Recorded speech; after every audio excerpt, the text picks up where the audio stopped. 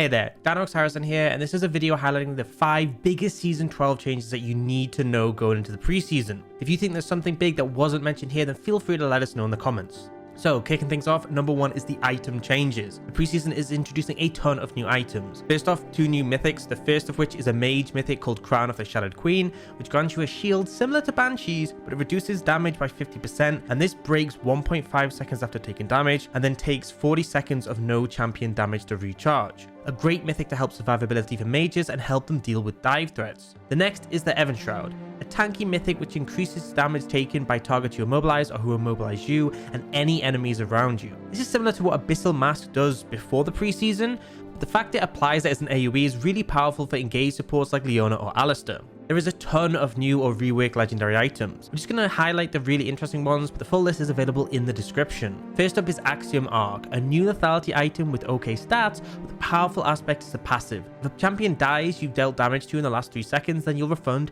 25% of your ultimate's total cooldown. This is insane for assassins like Talon or Zed who can roam bot, get a double kill, and then have their ultimate basically available again by the time they return mid. Definitely a really powerful snowball option that can be super effective at chaining together kills. There is Shadow Flame, which is a new mage mythic which grants extra magic penetration when a champion is lower on HP or if they're shielded, providing a powerful anti-shield item for mages similar to how Serpent's Fang works for AD champs. There is plenty of other powerful items to get your hands on, but these are just a few we wanted to highlight. If there's one you think is popping off in your games, then feel free to let us know in the comments. Next up, the new dragons. The new season, we're seeing 2 new dragons introduced, the Chemtech Drake and the Hextech Drake. Both of them seem more similar to Infernal Soul in terms of power and definitely shift the overall power of Dragon Soul upwards. Chemtech Drake provides a damage bonus to champions with higher current HP than you for each dragon you secure, allowing you to absolutely shred through tankier targets, but also works well when you're low on HP. The big thing, however, is the Dragon Soul, which is incredibly powerful. After dying, you'll revive for a brief period, similar to Sion's passive, however you'll have full use of your kit during that time. Your health will decay of course until you actually die for real. This is available every time you respawn, and it'll make teamfights extremely hard to win for the other team. Imagine you dive the enemy AD carry and manage to take them down, only for them to revive and cut through you. The terrain transformation is also insane, with it covering huge areas of the jungle with gas, which provides camouflage to champions. This is particularly potent for assassins who can hide in the area and get the jump on anyone who tries to walk through. It makes contesting neutral objectives far harder when behind, and will be extremely hard to safely navigate.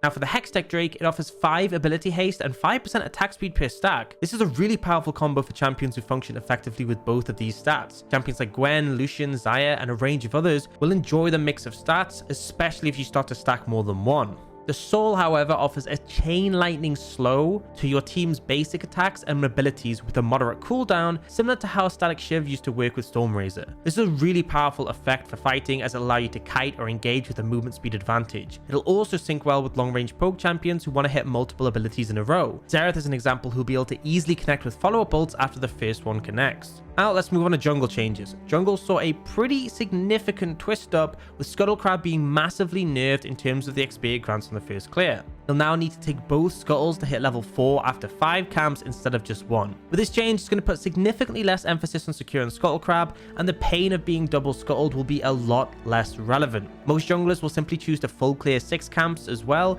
and look to spend extra time going for a gank. A lot of the season 2021 meta was focused around lanes that provided priority to help contest scuttle, and junglers who could look to challenge and ward away the enemy jungler so they can secure it. With this change in place, champions like Evelynn, who had a rough time fighting for the first scuttle, will feel way more comfortable, and earlier skirmishers like Trundle will have less value. Number 4 is a big one, objective bounties. They are a very substantial change that expected to make the game a bit slower paced and give more opportunities for comeback. The way it works is when a team is ahead in terms of XP, gold, dragons, and turrets, the game will factor these together and assign an objective bounty if it's significant enough. These bounties will vary depending on the objective, with neutrals offering 500 gold, turrets offering 400 gold for inner and base, and 250 gold for outer. These bounties will be shared between the team and can increase by an additional 60% depending on how significant the lead is. Essentially, with this in place, early leads won't be as effective.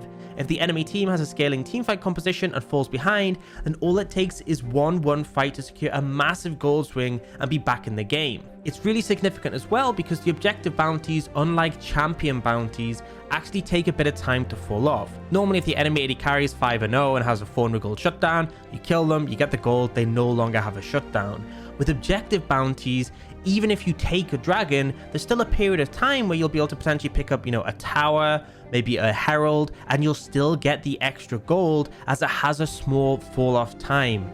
This is really effective because not only will you get the teamfight win, you can cash in on multiple objectives, it's a massive gold swing, and as a result, there's often going to be games you'll see in solo queue, in your normals, where teams will fall behind and then do a massive swing to get back into it. Expect this to be a significant one, and I really think Riot will continue to tweak this over the preseason because right now it looks a bit too strong.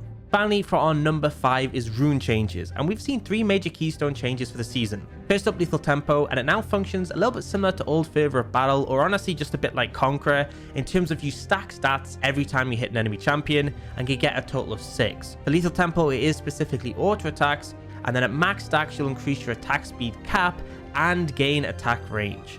This seems pretty powerful with champions like Jinx, who'll ramp up with her rockets and be able to use her resets to let her keep her stacks at maximum.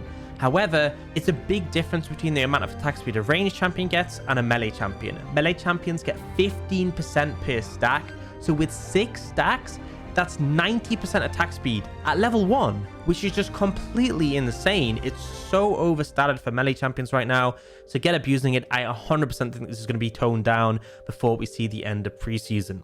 Next up is Glacial Augment. So now when you land hard CC on a champion, like, a Morgana binding or a Leona Q, it'll release Glacial Rays, which cover a pretty large area and slow enemies and reduce their damage against your allies, but not yourself. This makes it a really powerful support rune for champions like Braum, who can easily apply the CC and get a ton of value out of AoE control in the fight.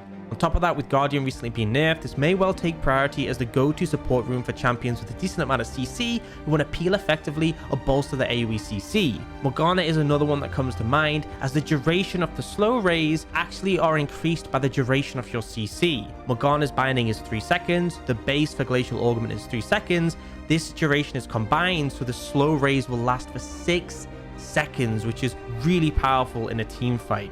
Finally, the last one is First Strike, and it's an interesting one. It's replacing Omnistone, as this rune was heavily underused, and it functions to an extent similar to Kleptomancy in terms of gold generation. Damaging an enemy champion with an attack or ability before they've hit you will grant 5 gold, and then it gives you a buff which allows you to deal 10% extra damage for 3 seconds, and that bonus damage, the extra 10%, is converted into gold. This allows champions who will be frequently striking the enemies first to generate a decent amount of extra income without really too much counterplay.